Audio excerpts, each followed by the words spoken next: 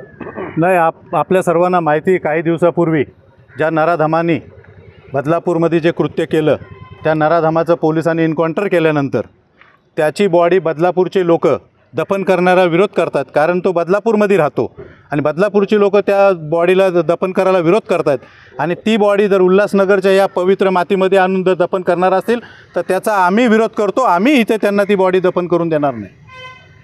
एकंदरीत आता जो या ठिकाणी खड्डा घडला काय आता चालू मला माहिती मिळाली फोनद्वारे की असा विषय इथे होतोय. त्याची माहिती मिळाले मी आपल्या इथे आलो, इथे बघितलं खड्डा खोदलेला आहे. तो खड्डा कोणी खोदला, का खोदला, कशासाठी खोदला याची माहिती घेतोय.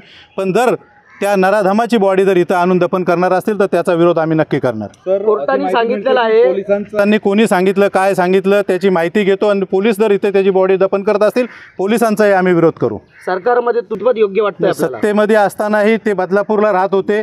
बदलापूरची लोक, बदलापूरचे आमदारही सत्तेत आहेत, त्यांनी त्याचा विरोध केला. तो राहतो तिथं ते दफन झालं पाहिजे.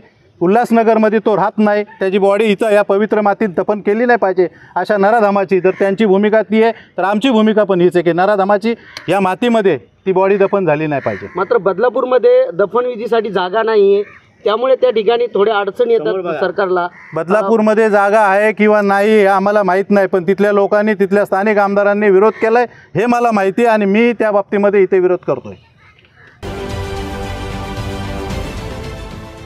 देश विदेशातील प्रत्येक घडामोडींचे लाईव्ह अपडेट मिळवण्यासाठी आता साम टीव्हीच्या सर्व सोशल मीडिया प्लॅटफॉर्मला लाईक, फॉलो आणि सबस्क्राईब करा.